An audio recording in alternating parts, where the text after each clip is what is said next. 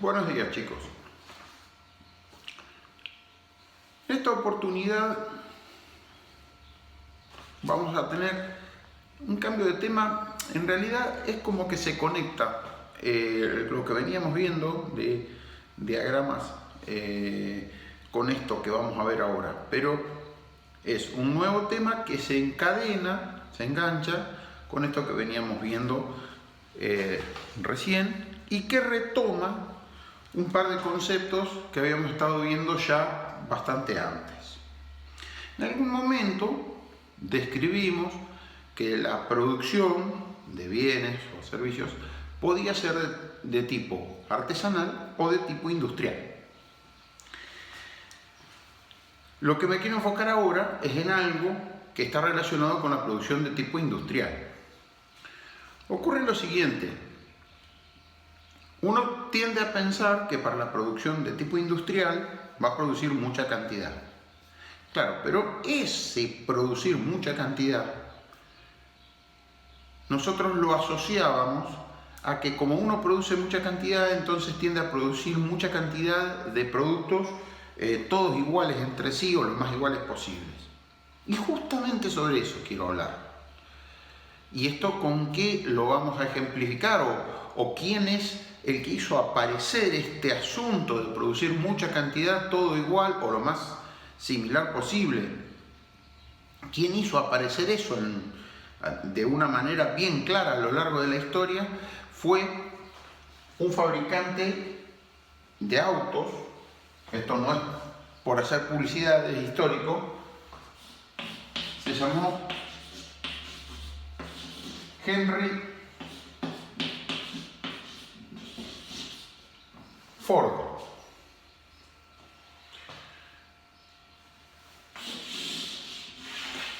Henry Ford era un hombre de Estados Unidos, de Norteamérica, que fabricaba autos, ¿sí?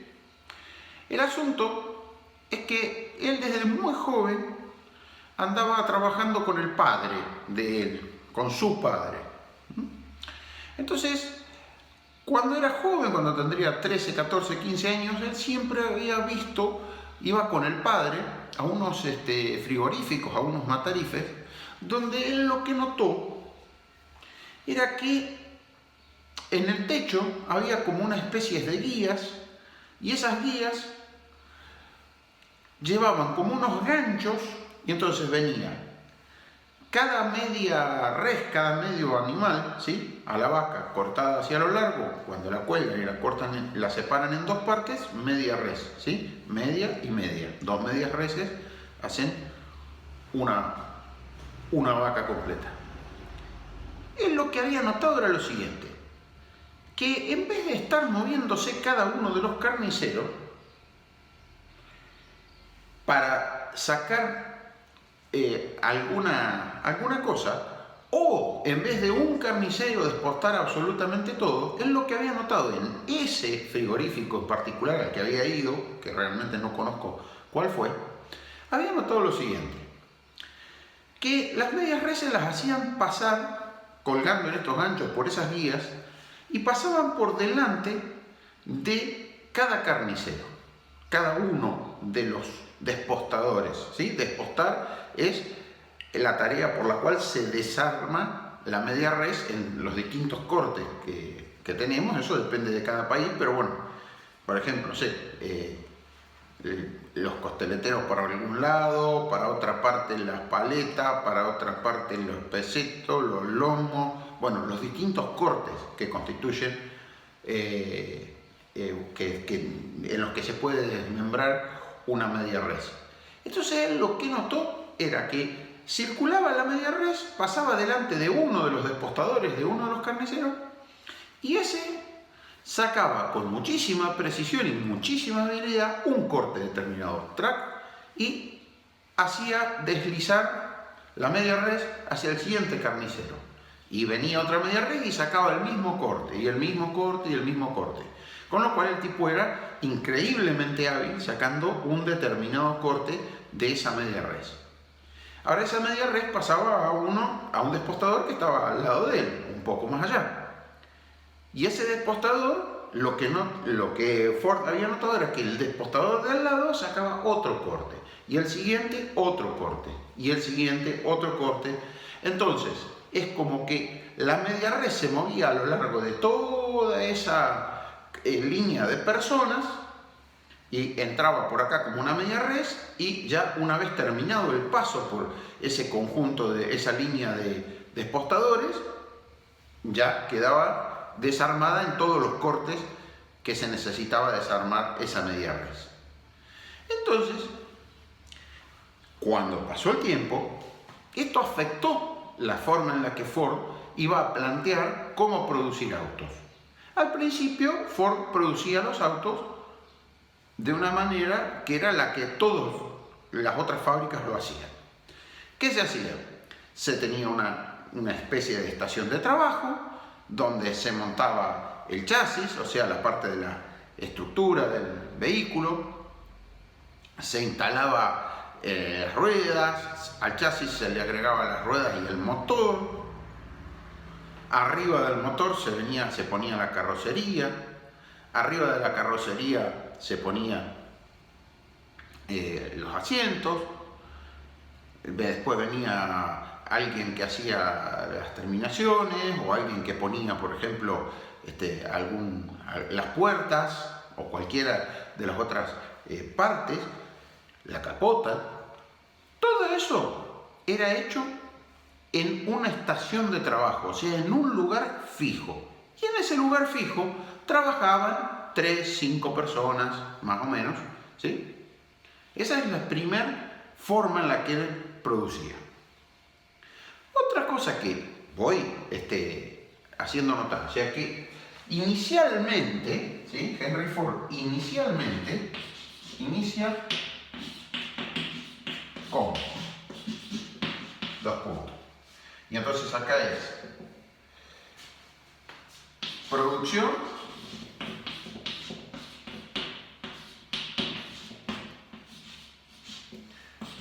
por estación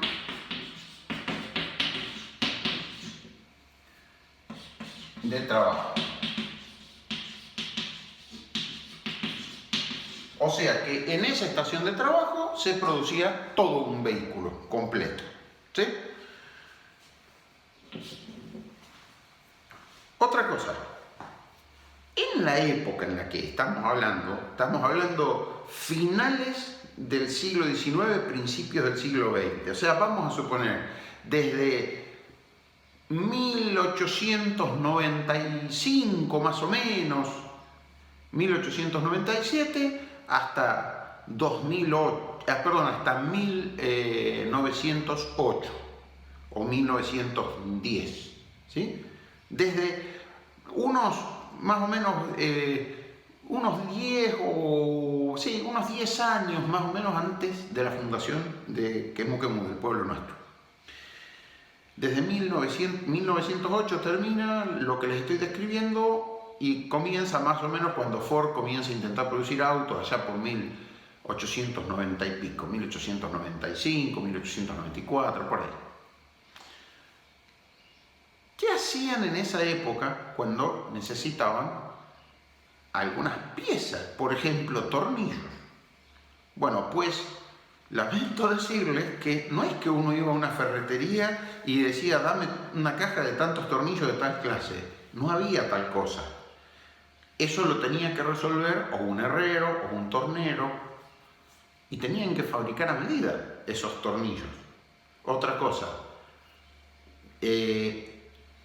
cualquier otra pieza que se les ocurra del auto. Necesito unas bisagras así, así. Tampoco había algo que uno diga, bueno, vamos a comprar en tal lugar.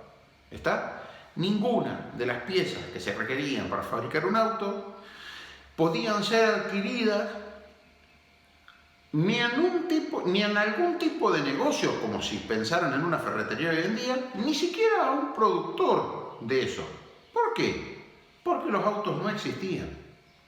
O sea, alguno me va a decir, sí, profe, el auto ya existía. A ver, sí, ya existían algunos autos, pero no era una cosa de uso masivo. Si usted quería ir y comprarse unos estribos para su caballo o una montura para su caballo, no había ningún problema, podía ir y comprarlas, alguien las producía. Pero si usted quería comprar una rueda para su vehículo, no era algo que iba y decía, denme una rueda. ¿Está bien? Entonces, la segunda condición de la que estamos partiendo es que la producción, ¿sí? La producción de las partes que forman el auto era artesanal. O sea que es producción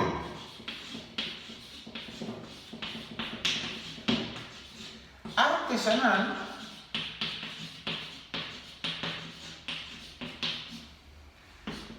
de autopartes.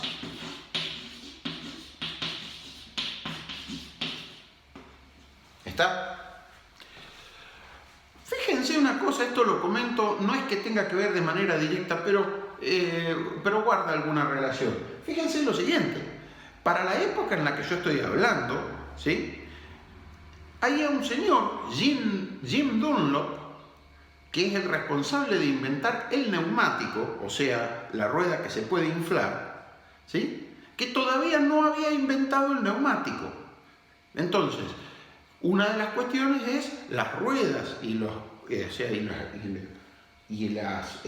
cauchos que se usaban eran macizos en los primeros autos de Ford. ¿Está? Es importante darse cuenta de en qué estado de cosas estamos. No podías ir a comprar absolutamente nada a ningún lado. Tenías que producir todo. Entonces, si bien la producción era industrial, porque trataban de producir mucha cantidad, muchas de las piezas que se producían de un modo artesanal. Y nosotros sabemos cuál es el problema de producir de forma artesanal. El principal problema a los ojos de alguien que quiere producir mucha cantidad es que se va a encontrar con piezas que no son todas del todo iguales. ¿Sí?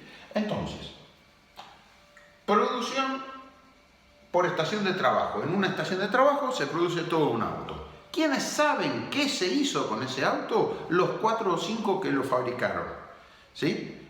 ¿Y por qué hago esta salvedad? Bueno, porque en la estación de trabajo de al lado van a producir otro auto. ¿Sí? En esa época estamos hablando seguramente del Ford modelo T, que es el primer coche que sacó Ford. Ese modelo, ¿sí? Entre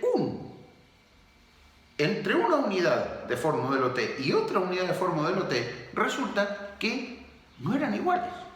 Uno dice, pero se veían todos iguales. Sí, de vista eran parecidas, eran muy parecidas, pero iguales, no. ¿Y qué tan diferentes podían ser? Bueno, miren chicos, para que ustedes se imaginen, cada Ford modelo T salía con una caja con el juego de herramientas que le calzaba justo a las piezas con las que había sido construida ese auto. Entonces, vamos a suponer, el destornillador que era capaz de atornillar y desatornillar todas las piezas que tenía ese auto, no funcionaba para el Ford modelo T que había comprado el vecino de ustedes. El vecino de ustedes tenía otro Ford, seguramente modelo T, del mismo año, todo igual. Sin embargo, él tenía una caja de herramientas. ¿Por qué? Porque los tornillos no eran todos idénticos, porque las tuercas no eran todas idénticas. Entonces, se trataba de tener llaves que solucionen todos los problemas que había en una unidad para que puedan atender el auto.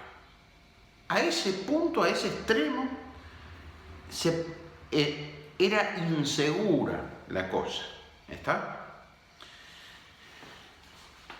Entonces, tenemos aquí que la producción de partes es artesanal y que varias personas producen un auto en un solo lugar. Y la tercera cosa que se tiene es que cuando Ford empezó a producir este vehículo, el modelo T, al principio de todo, Ford estaba llevando adelante una competencia bastante feroz con otras empresas automotrices de ahí de Estados Unidos, como por ejemplo Oldsmobile, Buick, bueno, no era Chevrolet, era General Motors, era específicamente la firma. General Motors, Dodge es la otra, Dodge. Esas empresas y Ford estaban lidiando una batalla entre ellas. ¿Por qué? Porque todos estaban tratando de llegar a un vehículo que valiese algo menos, o sea, por lo menos romper la barrera que no llegase a costar $1000. Para aquella época $1000 no es como decir $1000 ahora, era muchísimo dinero. Para que ustedes se ubiquen, personas que tuvieran sueldos de, no sé, pero de $2, $3 al día ya eran personas consideradas de clase media, ¿sí? Tráiganlo a la fecha de hoy, si ganaran $2 por día, a 20 días más o menos hábiles de trabajo, son 20 por 2, son $40 al mes, ¿sí? Hoy en día la gente ni por bueno ni por malo gana ese dinero, digamos, y se considera que sea una persona de clase media. Entonces, lo que tuvo que lidiar Ford fue con este problema, que es producir por estación de trabajo, que le genera que determinado empleado sabe cómo hizo para montar determinado detalle en un auto, y el auto que está al lado, en la estación de trabajo al lado de ese, no tenía ese problemita, y entonces lo montaron de una manera levemente diferente. Cada uno le conocía, la vamos a llamar entre comillas, las mañas a cada uno de esos autos. La segunda cuestión con la que tenía que lidiar era que no tenía disponibilidad de piezas a su voluntad para poder fabricar autos por un lado y reparar por el otro, ¿sí? Y la tercera cosa entonces con la que lidiaba era competir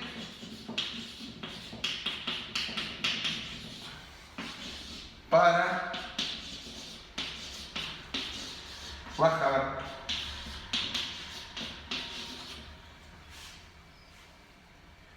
hasta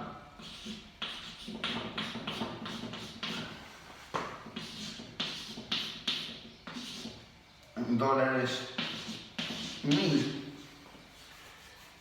el modelo T, la unidad, el auto. ¿Está? Con estas tres cosas se topaba Ford cuando recién empezó a producir autos. Y ahora vamos a ver qué es lo que hizo para poder llegar a esta meta. Pero para llegar a esta meta, él tuvo que resolver estas dos cosas. Y las resolvió de una manera ingeniosa que tiene que ver, ahora vamos a ver, ahora voy a borrar el pizarrón, voy a hacer una pausa para borrar el pizarrón, pero vamos a ver qué tiene que ver con lo que él vio en aquel frigorífico donde despostaban vacas. ¿Sí? A una pausa, borramos acá y seguimos. Bien. Dijimos que Ford inicialmente producía en una estación de trabajo, o sea, en una locación, en un lugar, y en ese lugar trabajaban varios empleados hasta armar un auto. ¿Sí? A ver, veamos un poco cómo es la dinámica de esto, cómo funciona esto. Bueno, para poder montar un auto acá, alguien tiene que ir hasta algún lugar y traer de vuelta un chasis.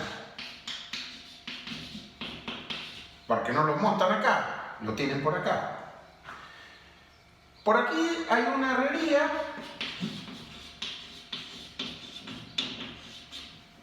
que fabrica tornillos.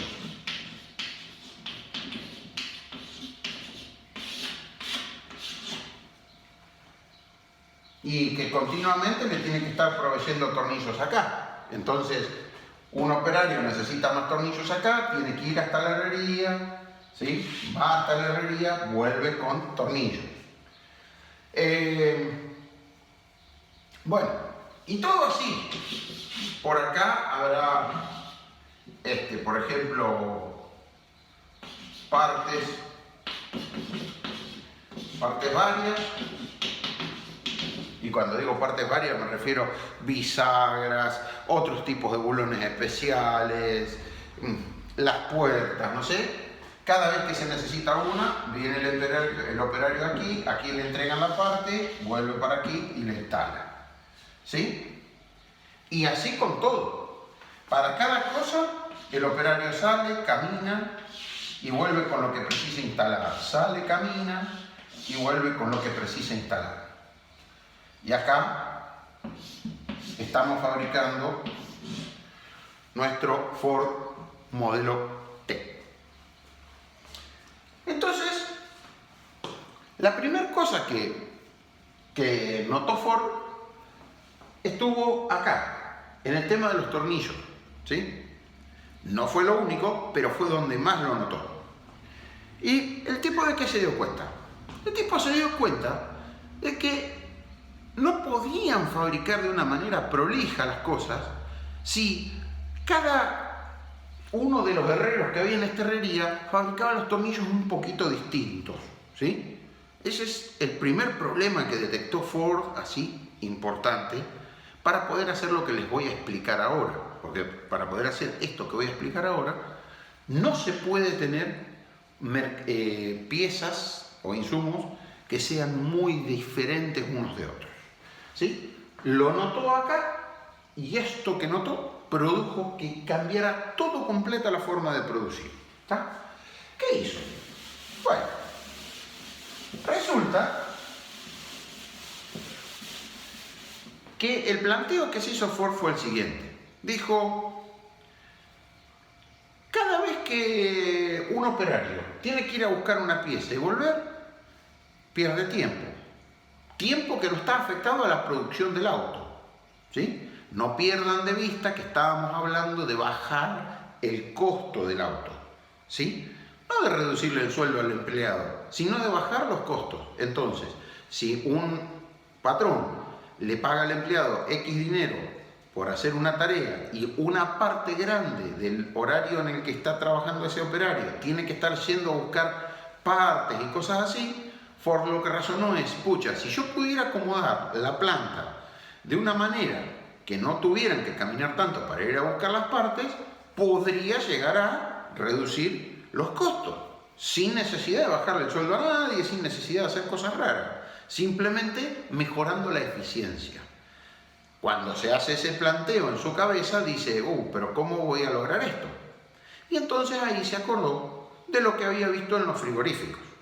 Entonces el planteo que hizo Ford fue, podríamos tener una línea, ¿sí? Una línea donde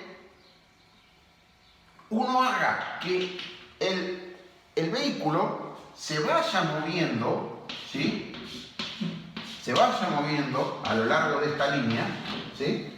Y entonces, entre por acá un chasis, avance un poco, se le instale un motor, avance otro poco, se le instale la suspensión, avance otro poco, se le instalen las ruedas en esa suspensión, avance otro poco, se le instale una carrocería, avance otro poco y se le instale, bueno, las puertas, avance otro poco y se le instalen los asientos, avance otro poco y se le coloque el manubrio y alguna otra palanca de mando.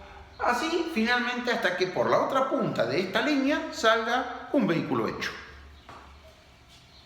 Fácil parece, ¿no? Claro.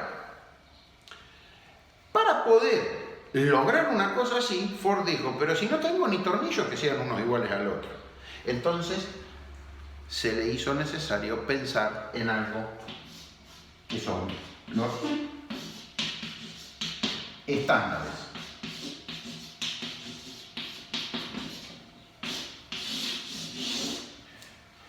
Estándares. ¿Qué es un estándar? Bueno, un estándar es un modelo para algo, ¿sí? Y la idea de un estándar es describir un modelo de una cosa de modo tal de que siempre se pueda hacer igual o que se haga tan parecido que a los fines prácticos sea igual, ¿sí? Por ejemplo, ¿Vamos a hacer tornillos? Sí. Bueno, los tornillos tienen que tener cabeza hexagonal. Las medidas tienen que ser en la cabeza de tanto. La altura de la cabeza tiene que ser de tanto. La rosca tiene que ser de tantos pasos, de tantos hilos por pulgada. Todo, cómo tiene que ser descrita, pieza por pieza, plano por plano, cosa que no se acostumbraba hasta para la época, no se acostumbraba tanto, ¿sí? A tener un nivel de rigurosidad tan al detalle de la producción, ¿sí? Entonces, ¿qué hizo Ford? Bueno, se fanatizó con esto, con los estándares, ¿sí? Y estandarizó absolutamente todo, al punto tal que no tuviese nadie que estar preocupado por si este tornillo va a caber en este agujero o no, por ejemplo. Entonces, se estandarizó la forma del chasis, no dependía de dónde le quería hacer algún agujerito uno u otro para poner la carrocería después. No. Ya el chasis se fabricaba acá al principio, ¿sí? Y el que hacía los orificios siempre los hacía en el mismo lugar, por ejemplo. Los orificios donde después iba a ir montado la suspensión o donde después fuera montada la carrocería, siempre los hacían en el mismo lugar. Al hacer siempre en el mismo lugar los orificios aquí y de los diámetros que correspondían siempre iguales, cuando el chasis se movía a la siguiente estación, por ejemplo, para que le monten la suspensión, vamos a suponer, que es donde van colocadas las ruedas, el que montaba la suspensión se encontraba siempre con los mismos agujeros, con los mismos orificios. Y entonces, él ponía la suspensión y atornillaba, o sea, en esta estación se ponía la suspensión y se colocaban los pernos en unos agujeros que ya eran estándares, que ya eran siempre iguales. Entonces los pernos siempre entraban. Y eso iba a la siguiente estación, donde venía otro con las tuercas para ajustar esos tornillos, esos bulones, esos pernos, y las tuercas coincidían perfectamente en la rosca porque estaba estandarizado, porque los herreros que tenían que producir eso y los torneros que tenían que producir eso ya tenían una especificación muy exacta de qué era lo que se necesitaba, ¿sí? Después eso pasaba a otra estación donde había que colocar las ruedas y también ya había una especificación exacta de cómo se quería que fueran las ruedas, qué orificios tenían que tener, dónde había que atornillar. Y entonces los orificios eran siempre iguales, los tornillos eran siempre iguales, y entonces no tenían que estar viendo a ver si coincide, no coincide, hacerle alguna corrección, ¿sí? Esto pasaba después a donde colocaban, bueno, ya les dije lo de las ruedas, después donde colocaban las carrocerías se encontraban con que el de chasis había hecho siempre los agujeros de la misma manera, y esto seguía así hasta que finalmente en la otra punta salía un vehículo completamente construido. Ahora, esto de los estándares merece un poco que sea comentado y analizado sobre esto otro.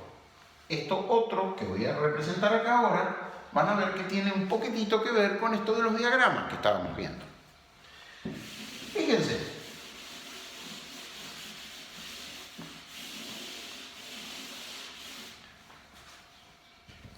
Ford no hizo ni más ni menos que lo siguiente. Entró con un chasis. Flecha simple nomás. En algún punto pasa a otra estación donde agregan, donde agregan suspensión.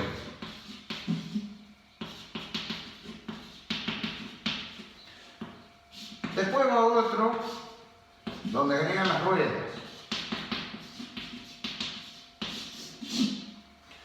Después va a otro donde ponen las carrocerías.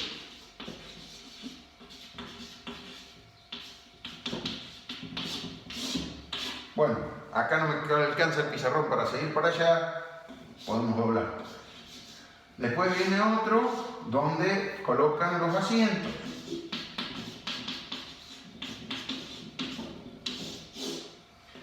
Después viene otro donde colocan las puertas.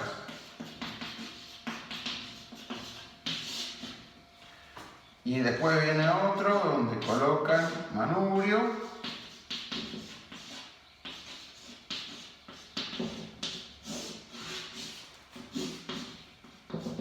Y listo. Tenemos un Ford modelo E. ¿Sí? Esto es lo que hizo Ford.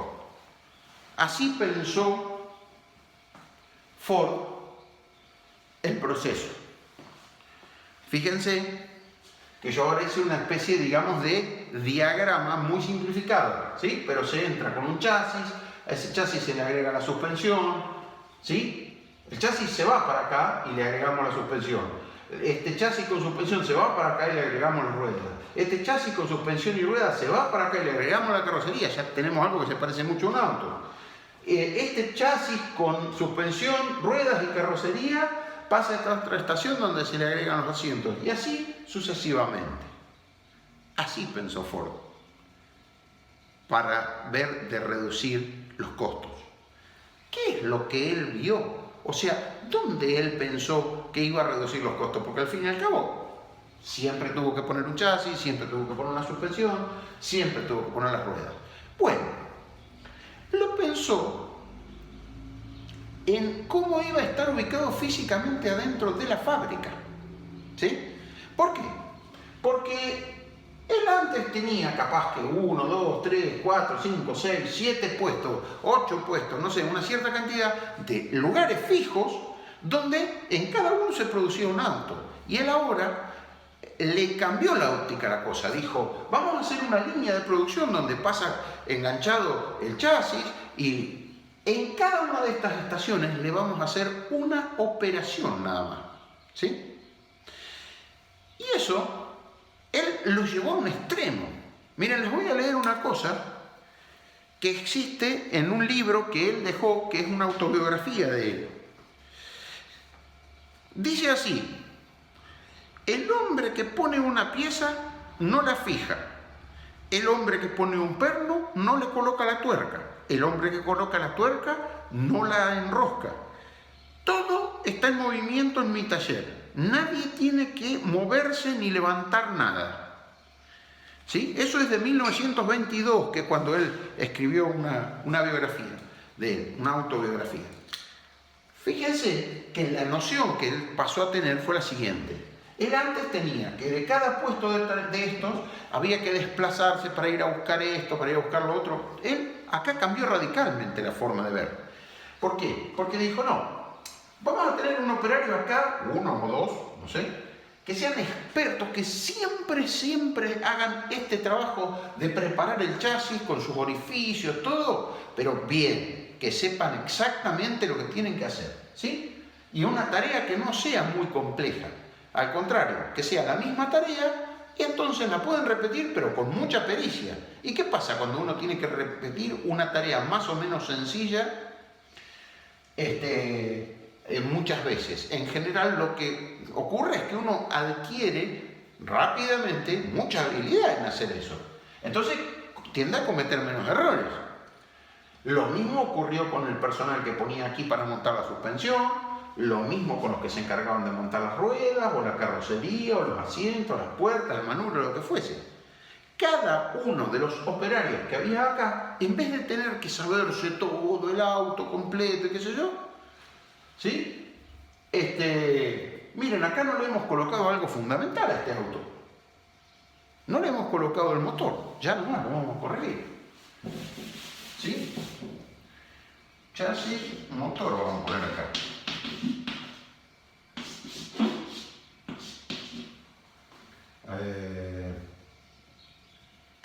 Entro, chasis, de ahí le agregamos el motor, de ahí la suspensión, ¿está? Entonces, lo que él pensó es que cada una de estas personas que iba a jugar cada uno de estos roles, ¿sí?, iba a tener que conocer solo lo que era su especialidad. ¿Sí? Entonces, inicialmente, lo que él buscó era, por un lado,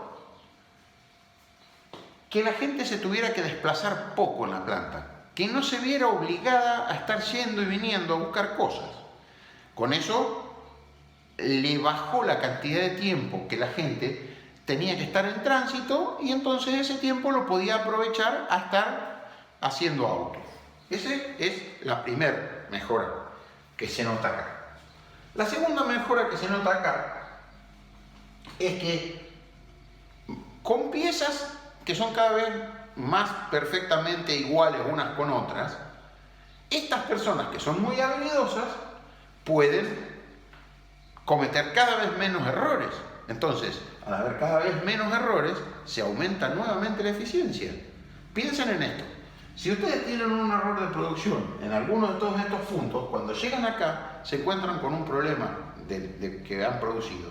Y el vehículo, que por ejemplo tiene un problema en el chasis, no sirve y hay que volver a producirlo. Y para volver a producirlo hay que volver a gastar en materiales, en tiempo, en sueldos, en todo lo que implique producir un vehículo. Entonces, si se achican los errores de producción y demás, entonces se ve beneficiado, se reducen los costos, ¿está? Insisto, sin haberle bajado un centavo de sueldo a nadie. Esto es importante tenerlo en cuenta. Después vamos a ver que además Ford tuvo una política un poco particular con respecto al tema de los salarios de los operarios. No muy lejos, ya nomás lo vamos a charlar en un cachito. Luego, la otra cuestión que hay aquí es que si ya mejoramos, o sea, si ya redujimos los tiempos que tarda cada uno de estos operarios, porque no tiene que ir y venir a buscar piezas ni cosas raras, sino que, por ejemplo, el que tiene que montar el motor en el chasis, ya tiene acá, alguien le trajo, un operario específico para eso, le trae el motor con los tornillos y todo lo que necesita para montar, se lo trae, ¿listo? Y entonces este operario se pone a montar. Este mismo operario que trajo el motor acá, va a llevarle acá al de la suspensión, tales piezas, tales cosas, listo, tomá, producí. Y entonces hay un conjuntito de operarios que se encargan de la logística, se encargan de que cada quien tenga lo que tiene que tener en tiempo y forma, y los que están acá montando no necesitan perder tiempo, ¿sí? Entonces, bajamos el costo en cantidad bajamos el costo en términos del tiempo asociado a cada uno de estos pasos. Entonces bajamos el tiempo de producción de una unidad. ¿Está? Y si bajamos el tiempo de producción de una unidad, no solamente estamos bajando el costo de la unidad, sino que además estamos dándonos lugar para producir más unidades en la misma fábrica. O sea, no hay que poner una fábrica al lado para ampliar la capacidad de producción. ¿Está? ¿Por qué hago esta salvedad? Porque esta idea que tuvo Ford, que no le es totalmente propia, sino que la había visto en un frigorífico, esta idea que tuvo Ford produjo, por un lado, bajan los costos directos, así, en los no perder tiempos de producción y demás, pero después, de manera indirecta, tuvo otros beneficios adicionales, como por ejemplo, al bajar el costo, más gente podría comprarlo. Ahora vamos a hablar de eso. Al bajar el costo, más gente podría comprarlo, pero al comprarlo más gente, se necesita producir más. Y uno diría, bueno, pero para producir más necesito más operarios, más mano de obra, una fábrica más grande. Claro, sí, pero como optimizó lo que ya tenía, pudo producir más en la misma fábrica. Entonces no tuvo que salir a poner otra fábrica más, al menos en primera instancia, sino que lo que pudo hacer es producir más cantidad de autos a menos precio en el mismo lugar con los mismos operarios. ¿Está? Y sin aumentar, incluso, sin aumentar el horario de trabajo de los operarios y sin bajarle los salarios. ¿Sí? De hecho, va a haber dos características que caracterizaron lo que hizo Ford en su planta en aquel entonces, que son que casi triplicó el sueldo, casi triplicó los salarios de los operarios que él tenía con respecto a sus competidores. Y la otra cosa es, utilizó jornada de trabajo de 8 horas, que había muchos otros que en esa época no querían reconocerle a los operarios, ¿sí? Ford usó jornada de trabajo de 8 horas en épocas en las que no tenía ninguna obligación de hacerlo, para su época era un adelantado, y además de la jornada de trabajo de 8 horas, les triplicó el salario a los operarios. Claro, ¿por qué hizo esto Ford? Porque el tipo era Sam Ford. No. En realidad, lo hizo por un motivo bastante sencillo. El razonamiento de Ford fue el siguiente. Primero, cada una de estas operaciones es muy sencilla, ¿sí? O sea que si una operación es muy sencilla, yo puedo reemplazar fácilmente el operario si el operario no quiere trabajar más o si se termina su relación laboral conmigo o lo que fuere, ¿sí? Si este operario ya no está más, contrato otro y se puede poner a hacer el trabajo, y como el trabajo es bastante sencillo, lo aprende rápido, ¿sí? Primer asunto. Segundo asunto que tuvo en cuenta. Aun cuando los trabajos son sencillos, yo quiero tener los mejores operarios, ¿sí? ¿Y cómo hago para tener los mejores operarios? Bueno, acá viene el asunto. En la época, yo les decía que competía Dodge, Oldsmobile, Buick, General Motors, bueno, estaban todos compitiendo para ver de bajar por debajo de los $1000 este Ford modelo T. ¿Y qué se le ocurrió a Ford? Simple y sencillo. Él dijo, bueno, al haber cambiado esto de esta manera, yo estoy bajando mis costos, ¿sí? Entonces, inicialmente, ¿qué hago? ¿Gano más dinero por bajar mis costos? No, no voy a hacer eso, dijo Ford. Ford lo que dijo es, voy a tomar voy a tomar esta ganancia, este dinero adicional que estoy teniendo, ¿sí? Voy a sostener durante un periodo de tiempo, voy a bajar un poco el costo del vehículo, pero no en la misma proporción que esto me ha beneficiado, y la otra parte del beneficio se la voy a retribuir a mis operarios subiéndoles los salarios. Eso sí, Ford subía los salarios y era extremadamente exigente con la calidad de lo que se producía. El que no quería producir en los términos en los que él necesitaba, lo despedía. ¿Está? Entonces, razonemos un cachito, ahora sí voy a borrar esto. ¿Qué fue lo que hizo Ford en su cabeza para llegar a estas metas de producir un coche más económico? Digamos, si esto era el total del costo del auto, ¿sí? Pongámosle que Ford con la primera mejora logró reducirle esto, ¿sí? Entonces, ¿qué hizo?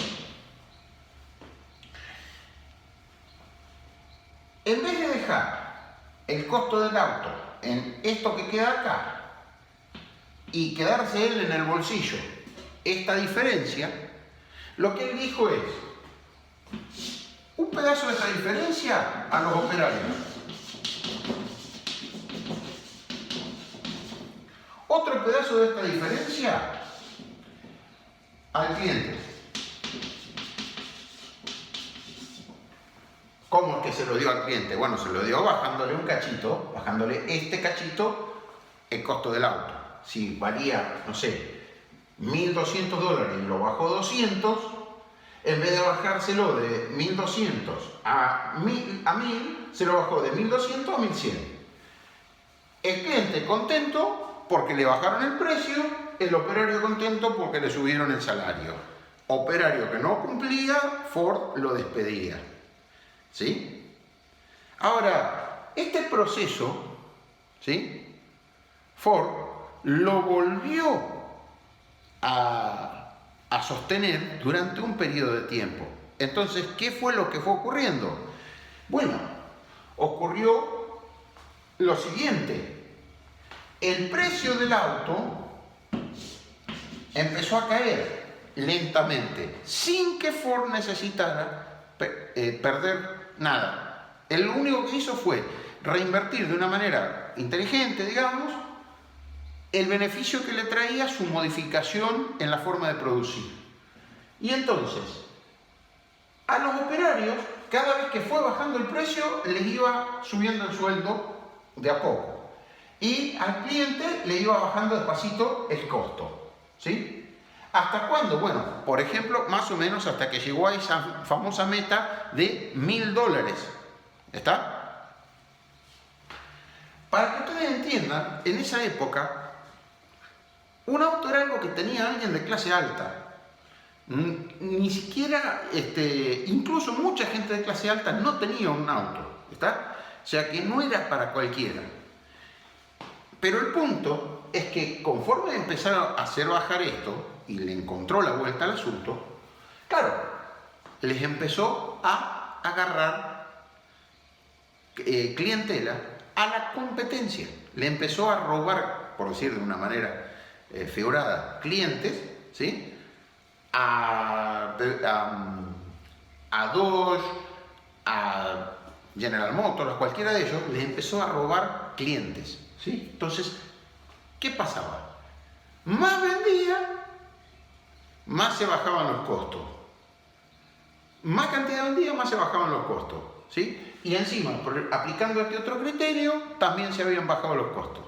El resultado final de todo ese proceso de bajo un poco el costo, lo vendo un poco más barato, me entra este dinero, pero esto lo aprovecho y lo reinvierto en parte en subirle el precio a los operarios, en parte en bajarle el precio al cliente, produjo lo siguiente. Produjo que cuando todo el mundo tenía sueldos en realidad del orden del $1,50 por día, ¿sí? Vamos a ponerle resto del mundo y Ford. Cuando el resto del mundo andaba en más o menos $1,5 diarios, Ford andaba en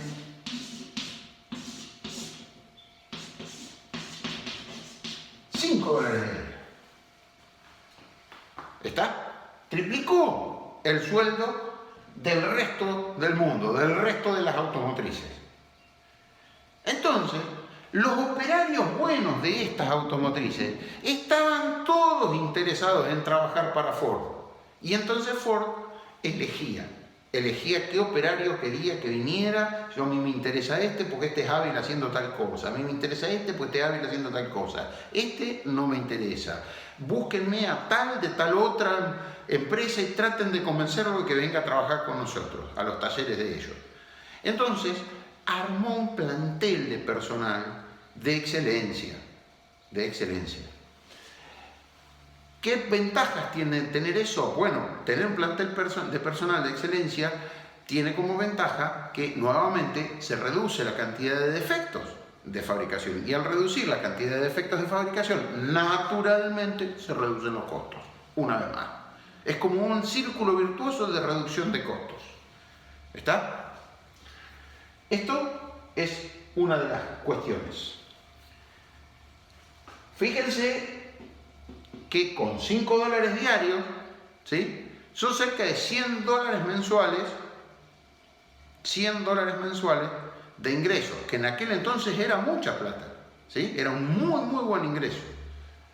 Ahora, con $100 mensuales, al cabo de 10 meses, un empleado de Ford, que era un tipo de clase media baja en general, para aquel entonces, había juntado $1000. Está bien, alguno me va a decir, pero no va a agarrar 10 meses y va a estar 10 meses sin comer para poder comprarse un auto. No, esto está bien, es así, yo eso se los concedo. Pero ¿qué es lo que ocurrió?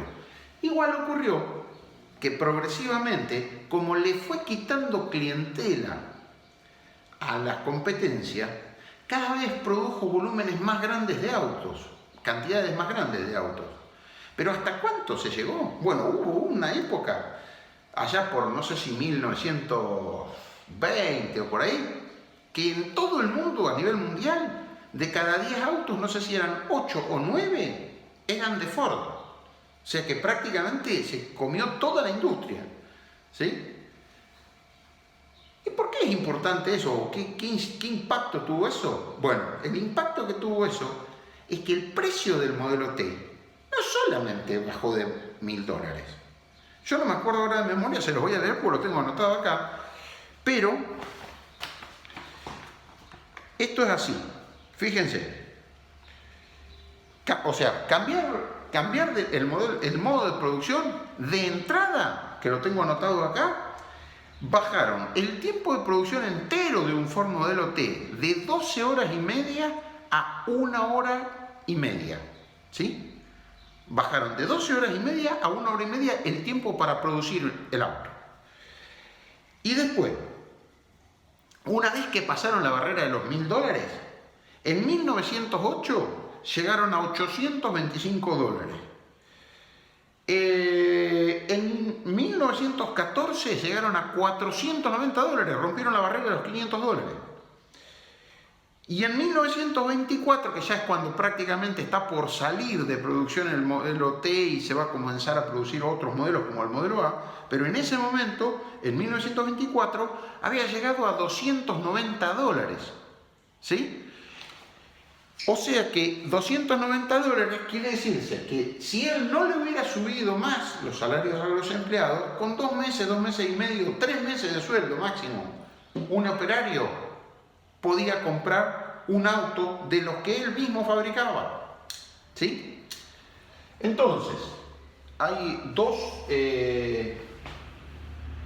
corrientes o dos formas de entender la producción involucradas en esto, una un poco anterior a Ford y bueno, esta que hizo Ford, que son el Taylorismo y el Fordismo.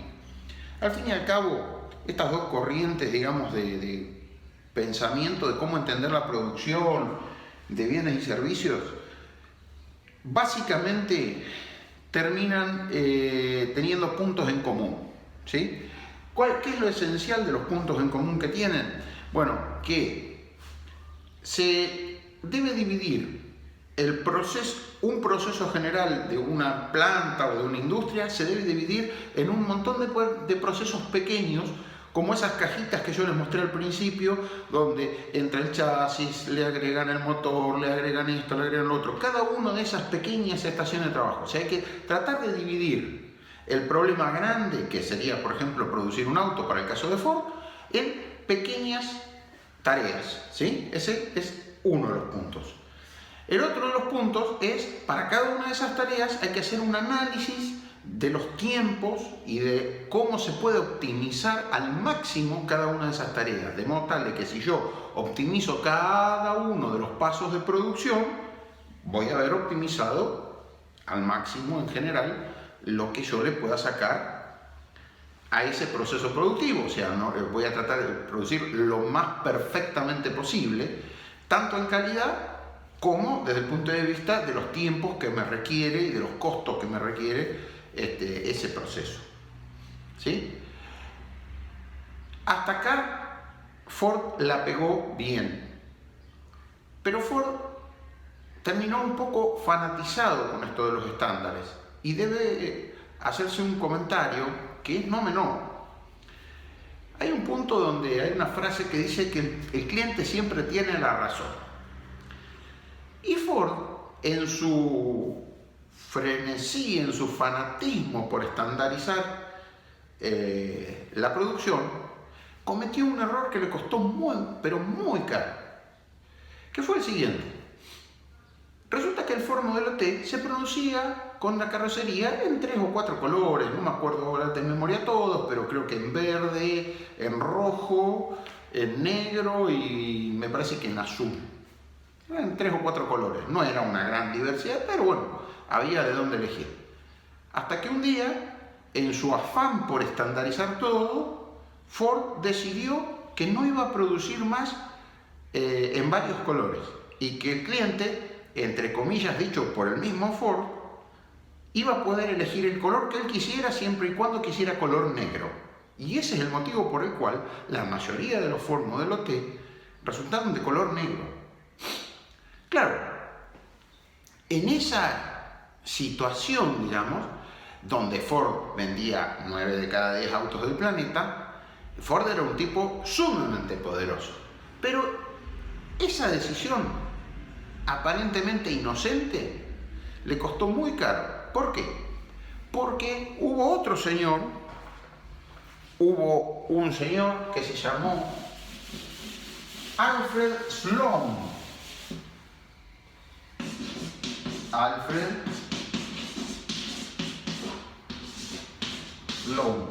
Sloan. Este era de General Motors, ¿sí? Ustedes General Motors pueden llegar a conocerlo como General Motors o como Chevrolet, ¿sí? Este hombre, Alfred Sloan, decidió que él iba a encontrarle la vuelta al proceso para que el cliente pudiera elegir distintos tipos de colores y distintos tipos de terminaciones en los vehículos que producía General Motors, ¿sí? Entonces, ¿qué ocurrió? Ocurrió que este buen hombre le encontró la vuelta, o sea, copió en cierto punto los métodos de producción de Ford, pero dijo, no cerremos la cabeza, no seamos tan restrictivos, démosle al cliente lo que el cliente nos está pidiendo. ¿Y qué nos pide el cliente? Y quiero un auto de otro color, o quiero un auto con otras características, quiero este mismo auto pero con alguna butaca más, quiero este mismo auto pero en vez de ser un auto para 5 pasajeros, quiero que sea una coupé para 2 pasajeros y tenga un buen baúl porque me quiero ir de viaje de turismo. Y entonces este buen hombre volvió a posicionar a General Motors al frente de la competencia, ¿sí? Y eso le costó a Ford, ser el puesto de ser la primera automotriz. No le costó de manera directa. Hubo en el medio de todo este proceso, hubo un montón de situaciones, estuvo lo que se llamó la crisis de la década del 30, después estuvo la Segunda Guerra Mundial, pero al final de todo ese proceso, General Motors, que es Chevrolet si lo miran acá en América, o Opel si lo miran en Europa, General Motors terminó siendo la automotriz más grande de Estados Unidos. Ahora, cuando yo les digo cuánto de grande, para que ustedes se den una idea, bueno, Estados Unidos tiene puesto un límite de producción a General Motors que le impide a General Motors producir sola más que todo lo que producen todas las otras automotrices. O sea, si esta es la torta con el total de la producción de autos, General Motors nunca puede producir más del 50% del total de los vehículos de Estados Unidos. Están limitados a eso. Y acá estarán las otras marcas, ¿sí? Ford, la que ustedes quieran, ¿sí? Dodge, que sigue existiendo, por supuesto, pero General Motors sigue teniendo una cuota del 50%. Si a General Motors, el Estado norteamericano, no le frenase, no le limitase la producción a este punto, rápidamente tendría la capacidad de eliminar prácticamente todos los competidores. ¿Por qué? Porque tiene la capacidad financiera y económica de hacerlo, ¿sí? Pero bueno, por una cuestión de defensa de la competencia, para que siga existiendo variedad de productos y para que al fin y al cabo los beneficiados de todo eso sean los usuarios, se le tiene limitada la capacidad de producción al 50% del total de los autos que se produzcan en Estados Unidos, ¿sí? Todo por un error de evaluación de Henry Ford, que el tipo fue un genio. se le ocurrió lo que no se le ocurrió a otro en su momento. Pero claro, a Alfred Sloan también se le ocurrió lo que a este no se le ocurrió unos años más tarde. ¿Sí? De todos modos, debemos decir que el método de producción que utilizó Alfred Sloan para competir contra Henry Ford era una creación de Henry Ford, básicamente. ¿Por qué? Bueno, porque en realidad todas estas otras automotrices, vamos a suponer que esta sea Ford hoy en día, y esto sea General Motors y el resto de las automotrices. No sé realmente cuál es la cuota actual de Ford en el mercado norteamericano, seguramente es importante, pero a expensas de este gigante queda proporcionalmente chiquita acá en el dibujo. El asunto es esta empresa utilizó los métodos de esta otra, pero todas estas otras también utilizaron los métodos de Ford. Lo que pasa es que empezaron más tarde, ¿sí? Ford empezó primero, todos los demás empezaron más tarde, incluido General Motors. Sin embargo, General Motors se dio cuenta de un error de Ford y eso le costó el posicionamiento a Ford, ¿sí? Pero todos en general implementaron esta noción de la línea de producción de Henry Ford. Eso pasó en América. Paradójicamente, del lado europeo no pasó lo mismo, ¿sí? Hay un solo tipo que realmente a tiempo se dio cuenta, que fue un francés, André Citroën, ¿sí? Citroën, ¿sí? La marca de autos. Bueno, pero debo decir que las fábricas de Citroën en Francia, antes de dedicarse a producir con los métodos de Ford autos, fabricaban con los mismos métodos de Ford obuses, o sea, munición para la guerra. Esto es, a ver, no es ni una crítica ni nada, es simplemente cómo se dio la historia, ¿sí? En Europa habían tenido la Primera Guerra Mundial y luego la Guerra Civil Española y la Segunda Guerra Mundial, todo lo han tenido muy en territorio propio. Entonces eso modificó la forma en la que ellos veían las cosas. De todos modos, ya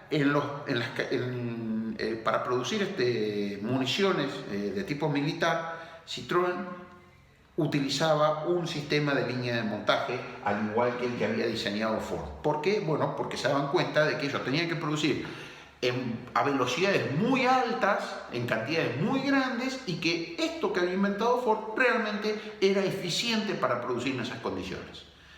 Hay más formas de producir de manera industrial. En la clase que viene vamos a analizar qué es lo que pasó con uno de los perdedores de la Segunda Guerra Mundial, que fue Japón, ¿sí? En Japón hay una fábrica de vehículos, que es Toyota, que hoy en día es muy importante, pero que así como en su momento Ford le dio una vuelta de tuerca a cómo producir autos, Toyota tomó las ideas que en su momento tenía Ford y que en su momento ha tenido Sloan, tomó todas esas ideas, ¿sí? Y las modificó para adaptarlas a un país y a una cultura terriblemente diferentes a como somos nosotros. A ver, en Europa, y por añadidura, como hemos sido colonias europeas en algún momento, en Estados Unidos o Canadá, han estado España, Francia, Inglaterra, acá más al sur ha estado Portugal, España. Nosotros somos herederos un poco de la cultura de los europeos, ¿sí? Sin embargo, Japón no. Y cuando se pusieron a producir, ellos tuvieron un enfoque muy creativo, muy particular de cómo mejorar la producción, pero claro, siempre basado en cuestiones culturales propias del mundo asiático, no del mundo europeo. Bueno, como tarea de esto, yo les dejaría dos cositas. Una es que me pasen un pequeño apunte de lo que han de lo que hemos estado charlando, ¿sí? Y la segunda, más que una tarea, es una sugerencia. Si tienen un ratito, busquen una película de Chaplin, ¿sí? Yo se las voy a dejar anotada ahí en el PDF, pero se llamaba Tiempos Modernos. En esa película se muestra cómo eran las líneas de producción de Ford, ¿sí? Hay filmaciones hechas, ¿sí?, de cómo se producía en aquella época. ¿Está? No es que la tenga que ver para explicarme la película. Les sugiero que busquen, pueden buscar en YouTube seguramente, busquen Tiempos Modernos, Charles Chaplin o Carlitos Chaplin o Chaplin, y traten de ver en alguna parte de esa peli donde muestran adentro una fábrica y van a ver eso que yo les digo, que viene un pedazo de un auto y uno le hace un trabajo, pasa, otro le hace otro trabajo, pasa, otro le hace otro trabajo. Ahí se muestra un poco cómo era la vida cotidiana de la gente que trabajaba en esas fábricas, porque no es que todo eran rosas, ¿sí? Las fábricas seguían siendo lugares bastante complicados para estar trabajando aún esas 8 horas que Ford le tenía a sus operarios, y en el caso de otros fabricantes eran 12, 14 horas, a veces hasta 16 horas diarias, ¿sí? Bueno, les dejo ese encargo de que me hagan un apuntecito de lo que han visto en este video, y la clase que viene vamos a estar charlando de un asiático muy importante que tuvo, o de varios de ellos, ¿sí?, que tuvieron relación con la familia Toyoda, no Toyota, Toyoda, ¿sí?, que ese es el verdadero apellido de la familia que dio origen a la fábrica de vehículos de Toyota, y que no se dedicaban originalmente a producir vehículos, ya lo vamos a charlar. Chicos, cuídense porque parece que está arreciando el coronavirus, tengan cuidado.